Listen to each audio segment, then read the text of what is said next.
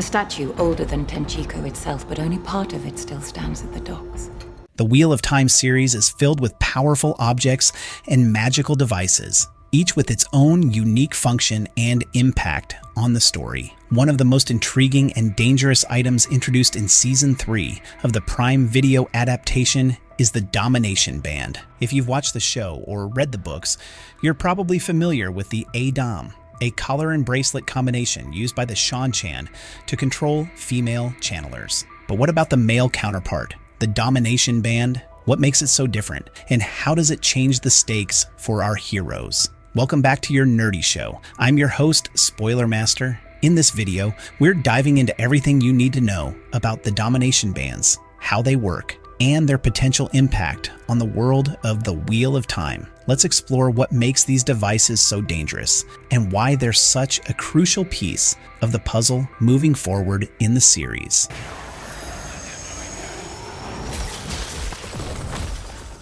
The context of the Domination Bands. To understand the importance of Domination Bands, we need to first understand the world of the Wheel of Time and the roles of male and female channelers. In this world, the One Power is divided into two halves: Saidar, the female side, and Saidin, the male side. Saidin is described as chaotic, unpredictable, and tainted by the Dark One, while Saidar is more stable and controlled. These differences are not just a matter of gender, but also have profound consequences on how channelers use the One Power. Now, the Domination Bands are not something new to the world of the Wheel of Time.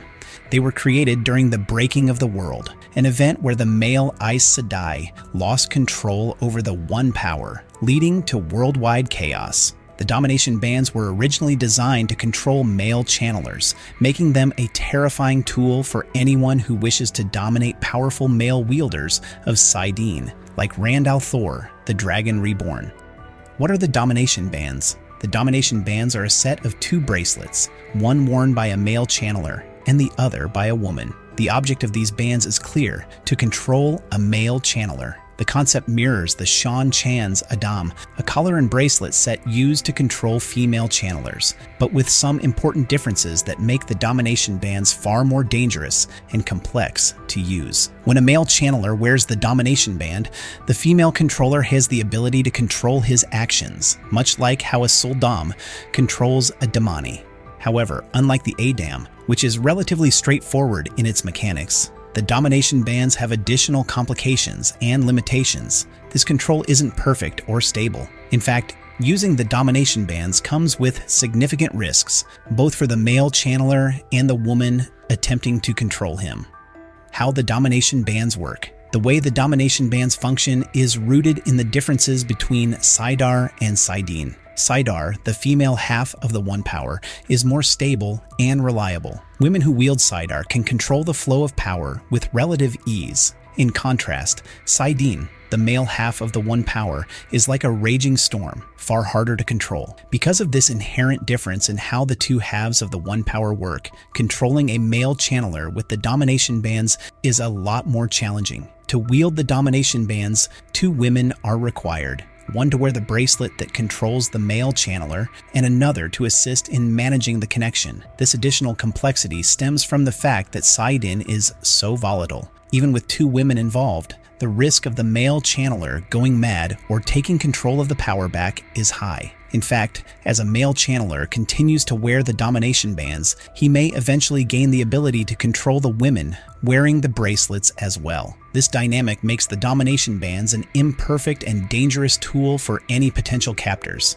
especially the Black Aja, who seek to control Thor.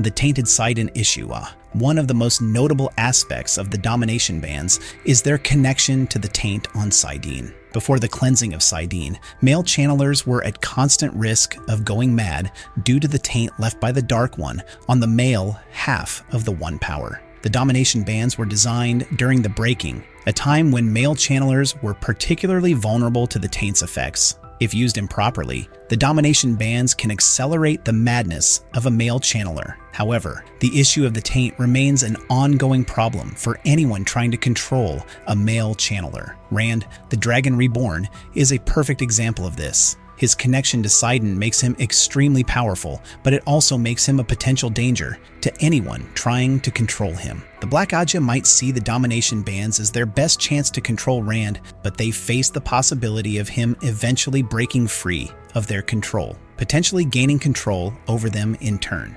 Risks and limitations of the Domination Bands. While the Domination Bands are a powerful tool, they are not foolproof. The greatest danger comes from the fact that male channelers like Rand have the potential to overpower the women controlling them. The longer a male channeler wears the Domination Bands, the more likely it is that he will begin to regain control of his actions. The mechanism that keeps him under control is unstable, much like Sa'dam itself. Additionally, the wearer of the Domination Bands cannot simply force a male channeler to do anything without his permission. Simple actions, like walking or speaking, require express consent from the controlled channeler. This means that the person wearing the bracelet is far from having absolute control, and the dynamic between the male and female channelers is constantly shifting. The two-woman system that operates the Domination Bands is a necessary precaution, but it also adds another layer of complexity. The more powerful the male channeler is, the harder it becomes for the women to control him.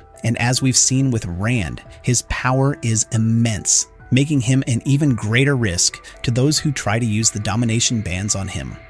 How the Domination Bands differ from the Adams. The most significant difference between the Domination Bands and the Seanchan's Adams lies in the nature of Sa'dam and Saidar. In the case of the Sul'dam, the connection between the collar and the bracelet is much simpler. The Sul'dam wears the bracelet, and she controls the domain, who wears the collar. The Seanchan Adam system works relatively well because it's designed to control a female channeler who wields the more stable Saidar. On the other hand, the Domination Bands are far more complex because they must account for the chaotic nature of Sa'dam. This complexity is why two women are required to control one man. The need for two people to operate the Domination Bands, combined with the unpredictability of Sa'dam, makes them a far more dangerous and unstable tool. Furthermore, the Domination Bands impose stricter limitations on the controlled channeler. A male channeler under the influence of the Domination Bands requires constant supervision, and even the smallest action requires permission. The stakes are much higher because of the potential for the controlled channeler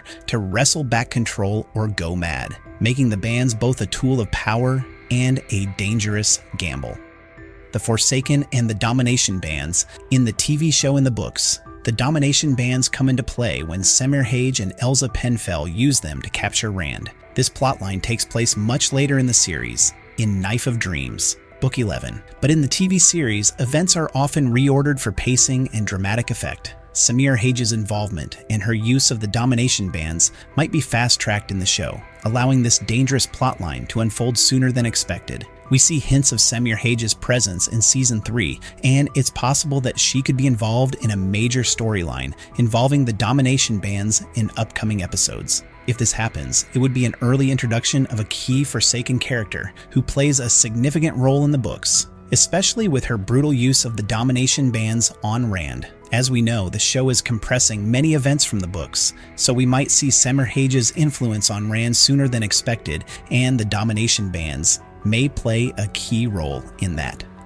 Our nerdy thoughts. The Domination Bands are a fascinating and terrifying addition to the Wheel of Time universe, bringing with them a host of complications and risks. These devices highlight the instability and chaos inherent in the male half of the One Power, Sa'dam, and provide another layer of conflict in the already intense struggle for control over the Dragon Reborn. As the show progresses, it will be interesting to see how the Domination Bands impact Rand, the Black Ajah, and the ongoing battle between light and shadow. The stakes are higher than ever, and with powerful tools like the Domination Bands in play, no one is safe from the consequences of wielding such dangerous power. If you enjoyed this deep dive into the Domination Bands and their role in the Wheel of Time universe, make sure to hit that like button and subscribe for more breakdowns and updates on your favorite shows. We'll be covering all the key moments, characters, and developments as the series unfolds, so don't miss out. Drop a comment below with your thoughts on the Domination Bands. Do